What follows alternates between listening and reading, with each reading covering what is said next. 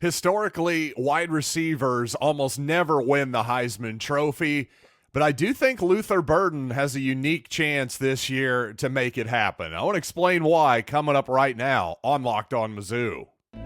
You are Locked On Mizzou, your daily podcast on the Missouri Tigers, part of the Locked On Podcast Network, your team every day.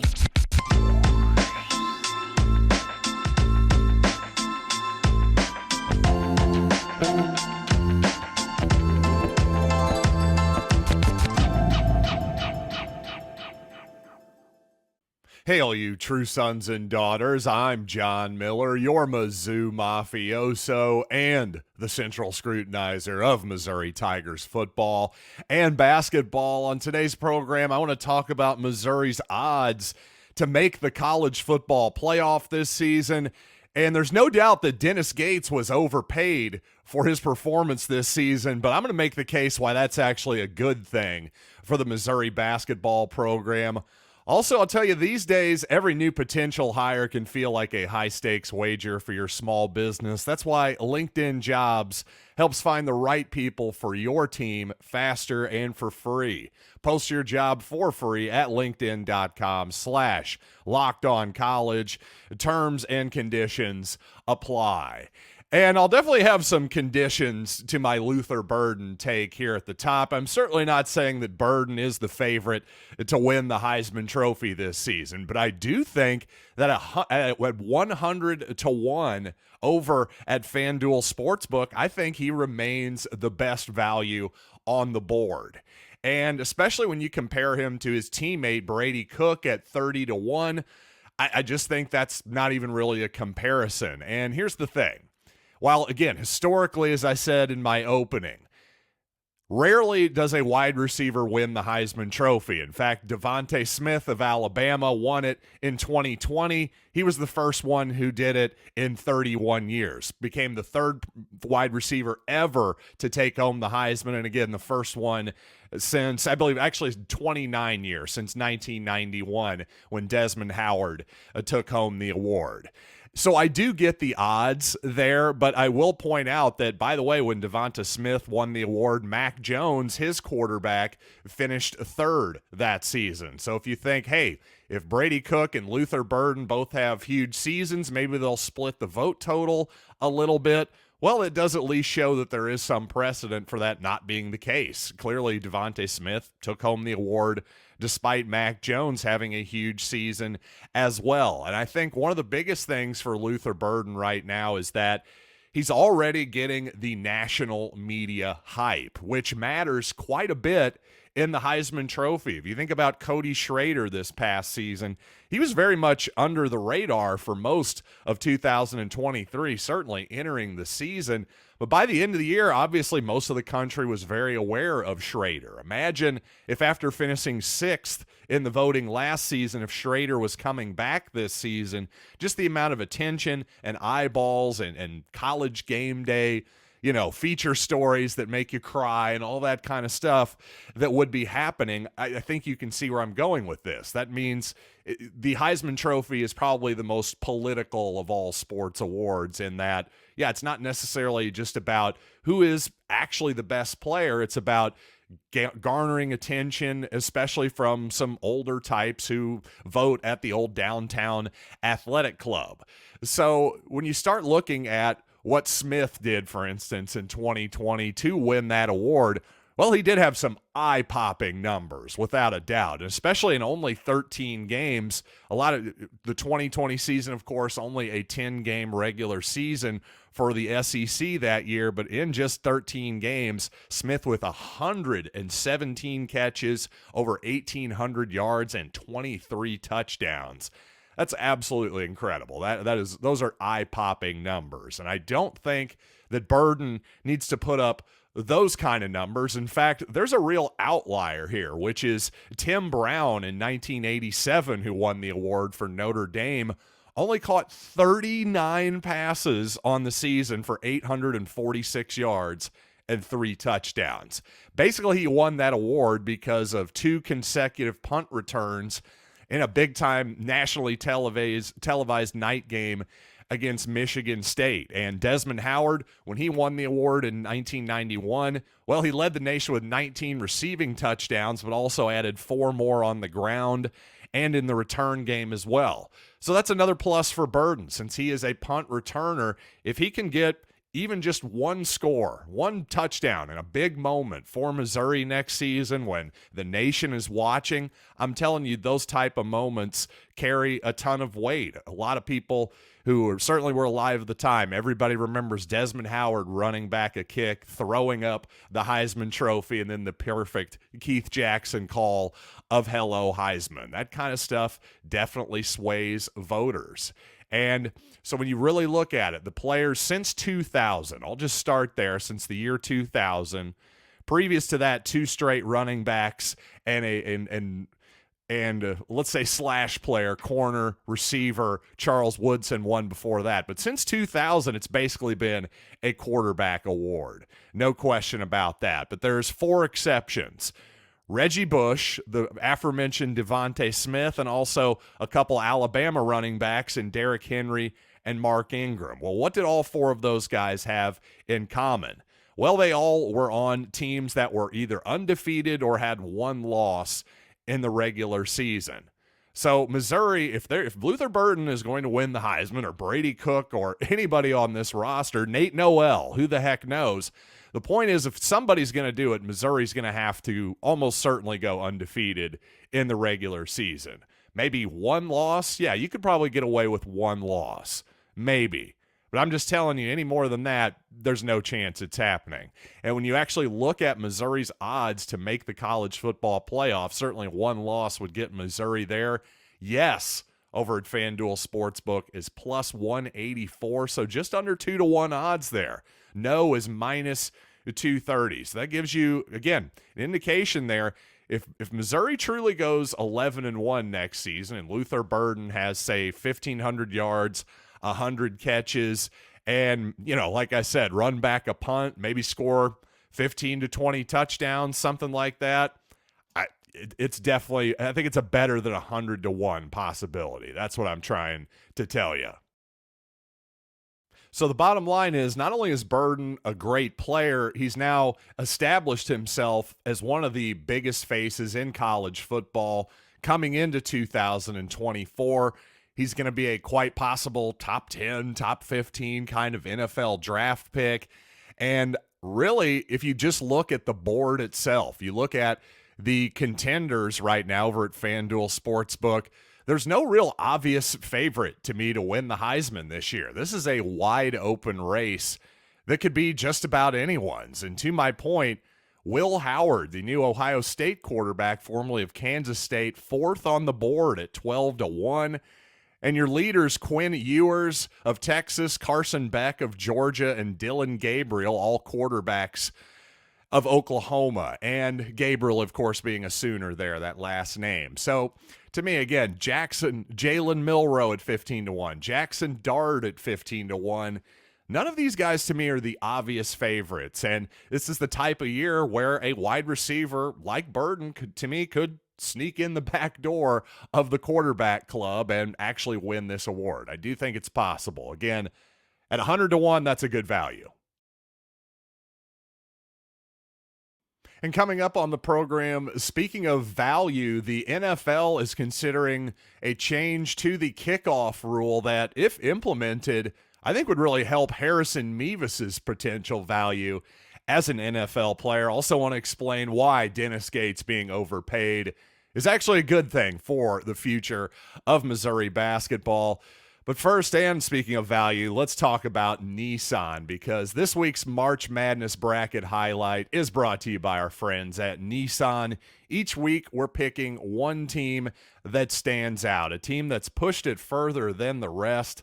Just like any of the all-new 2024 Nissan SUVs, these guys were able to take it to the next level. And the NC State Wolfpack are obviously this week's Nissan Rogue. The team absolutely surprised us all, well, except me, I have them in the Elite Eight, with a powerful performance in their first 2 games in the tournament. Wins over Texas Tech and Oakland have set them up to play Marquette in the Sweet 16. They say win life, go rogue, and that's exactly what the Wolfpack have done here. So take the Nissan Rogue, Nissan Pathfinder, or Nissan Armada and go find your next big adventure. Shop NissanUSA.com. And say goodbye to busted brackets, because FanDuel lets you bet on every game of the tournament. Whether you're betting on a big upset or a one seed, it's time to go dancing on America's #1 sports book. Right now, new customers get $200 in bonus bets if your first $5 bet wins. That's $200 to use on point spreads, money line. You can even pick who's going to win it all. And I got to say, I think I'm going to ride the NC State Wolfpack again here in the Sweet 16, plus 6.5 on the spread, money line. That's what I like, baby. Give me the plus 235 on State to advance to the Elite Eight. But whether you're into that particular wager or not, you got to visit FanDuel.com/lockedon and bet on college hoops until they cut down the nets. One thing I've been complaining quite a bit about the last 2 seasons plus in the game of football in general is just how utterly boring kickoffs have become. And to that point, well, the NFL is starting to look in to changing that. And you have Jim Fossil, who is a former New York Giants coach, part of the rules committee. He said that statistically, basically 20% of kickoffs last year were returned. So 4 out of 5 kickoffs go into the end zone for a touchback, or I guess occasionally out of bounds as well, but just no action whatsoever. And I will say the new rule here almost does kind of seem needlessly elaborate. I'm not going to break down every detail of it for you in too much detail, because frankly, I had to go over it multiple times to understand it myself. But the long story short here is that the proposal here is that essentially the red zone of the field between the 20 and the goal line, well, that's going to be where kickers under this proposal, this is where kickers are going to try to land the ball now. Instead of trying to kick it through the back of the end zone, well, now it's going to be more of an accuracy type thing, to where if it lands in the green zone, well, then the 2 returners designated, they get to pick the ball up and return it at that point. They have to. Whereas if the ball goes into the end zone, instead of it being the regular touchback that comes back to the 20 or the 25, well, now it's the 35. And if it's short, well, you're punished even further. The team gets the ball at the 40-yard line. So the idea here is obviously there'd be more action. There'd be an actual football result here, a football play that's going to be giving the team field position. And the long story short, whether I think this is a good idea or not, I'm not totally certain. I like that the NFL is at least exploring the idea of making kickoffs an actual exciting play again. Frankly, again, this seems a little bit needlessly elaborate to me. You could just move the kickoff back 5 or 10 yards where they actually kick the ball. But frankly, that would be bad for somebody like Harrison Mevis. And this change that I've explained to you actually would be rather good for him and his NFL value, because this would change how NFL teams and potentially college teams, if we went there someday, would approach kickoffs. And Mevis has proven, obviously, time and time again, that he's a very good place kicker. He can make field goals. He can make extra points. And under pressure situations from 55 to 60 yards, too. But, of course, the question with Mevis is maybe he's not upper echelon in terms of leg strength on kickoffs. Well, frankly, again, this is totally going to change how teams approach this whole thing. So perhaps the punter would be handling this duty. Again, if you're having to kick the ball up in the air and land it in a zone, that absolutely seems like something the punter might be handling in a lot of cases, if not most all cases in the NFL. So while the drop tackle rule, we're not even going to get into that. That actually did pass today, an NFL ban on the drop tackle. Not going to get into that right now, but haven't seen anything official yet on that kickoff rule. Andy Reid seems for it. I'm not sure if I'm for it, but it's got to be better than what we've seen the last couple years, which is just endless, boring touchbacks. Basically watching guys run wind sprints for no apparent reason. And recently, frontofficesports.com came out with a list of the highest paid basketball coaches in college basketball. Dennis Gates checking in at 17th. And indeed, a lot of Missouri fans, of course, are going to be mocking that particular number. Obviously, the results did not match the 17th highest paid basketball coach in the land, but after 2023, I think we'd have been singing a different tune, obviously. So clearly, time will tell with Dennis Gates. People are digging in on both sides. I'm fairly agnostic, I guess you could say at this point. I'm riding the fence. I definitely believe that Dennis Gates is a good offensive basketball coach. Is he a good defensive basketball coach? Well, we'll find out eventually. I still have my hopes that he's the right guy, of course. And obviously it'd be good for Missouri if he were. But even if he's not, the fact that Missouri is willing to pay the 17th, paying $4 million a year to the tune of the 17th highest paid coach in all of college basketball, well, what does that tell you? That tells you that there's plenty of interest and demand for good Mizzou basketball. Frankly, the amount of people that showed up to Mizzou Arena this season despite an 0-19 SEC campaign was kind of stunning, to be honest with you. I was expecting there to be 4,000 or 5,000 people at these games by the end of the season, but you saw multiple games when it felt like, gosh, are there 10,000, 11,000 people in here? I mean, I was one of the crazy people who kept coming, so I guess I'm part of the crazy problem there. But no, that's a high quality problem. That's a good problem. If you have a bunch of fans, fanatics, obviously, that keep coming back even under those circumstances, that's a good thing. And so whether it's Gates or it's not Gates, I just think eventually Missouri's got to get this right with basketball. It just seems inevitable. There's too much fan interest, too much money interest that is in Missouri basketball for them to keep screwing this up. But considering the state of the Missouri administration, and are we ever going to get an athletic director? Are we ever going to have any accountability from the board of curators? All those types of things make you question it for sure. But my point is, if Missouri keeps stepping on the rake like Sideshow Bob and taking the bottom of that rake to the face with every single basketball move that they've made over the last dozen plus years or so, it would seem it's all just self-inflicted. That's my point. The fan base is here. The interest is there. The money's there. If Missouri just stops committing unforced errors, this basketball program one of these days is going to be okay. I promise. And obviously the last 2, 3, 4 years of college sports in general and also college basketball, just massive, massive amounts of changes. And a couple of these changes, well, I've been a big champion of, generally speaking, for the most part. But boy, the way these things have been implemented, it's causing me a lot of times lately to go, no, wait, not like that. That's a lot of what I've been saying lately is wait. Not like that. When it comes to paying players, when it comes to charging violations, they still need to make some changes to college basketball to make it better. I want to tell you what I think should happen in this beautiful sport.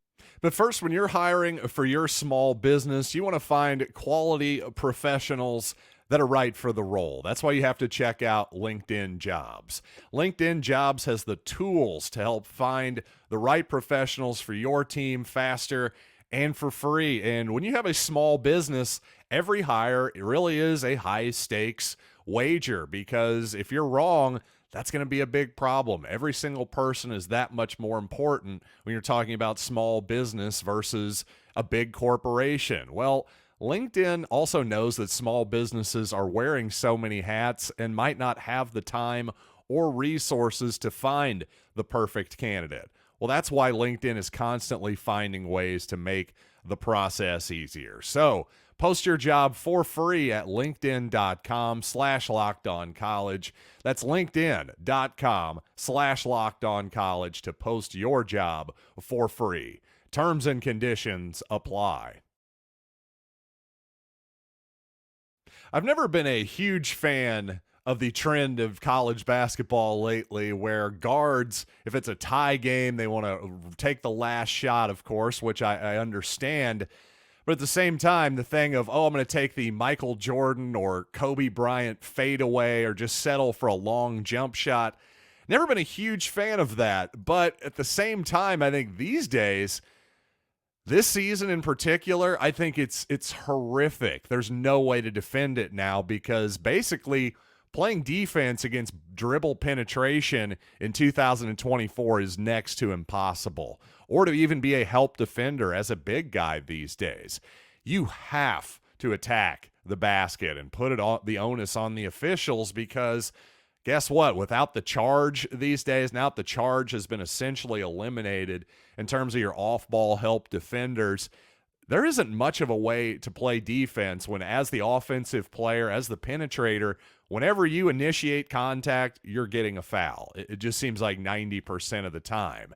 And this gets me to my wait, not like that takes, which is, first of all, hey, paying players and all that stuff. Hey, I've always been for that too, for the most part. When the NCAA and their partners are raking in billions of dollars for television money, well, shouldn't the players get a piece of that pie? Well, it turns out, of course, we have this whole NIL thing instead of them actually getting a legitimate piece of the pie. So don't mind the guys getting their piece of the pie per se, but not like this. This is a bizarre way to implement it. Well, same thing with the charging violation, which to me had gotten out of control the last few years in college basketball. But now that the play has essentially been eliminated from the defensive script, basically, I just think this at the worst, we've done a lateral move here to where now it's just a constant free throw fest, basically,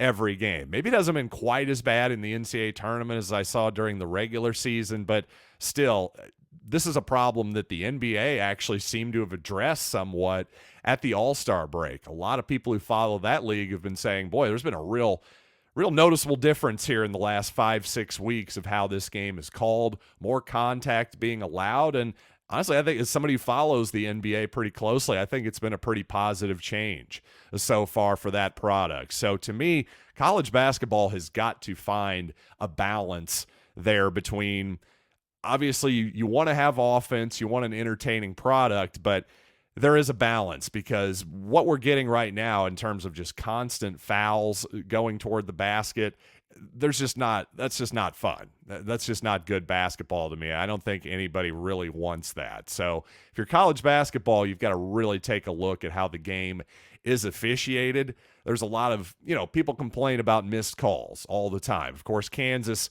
got a pretty fortunate one in the first round when they won. But to me, that kind of stuff is going to happen. I'm always much more concerned about the bigger picture of what kind of basketball product are we actually putting on the floor. This should be, not only should this be an entertaining product in terms of, you'd like to see the ball go in the basket. You don't want it to see every game to be 41-35 or something.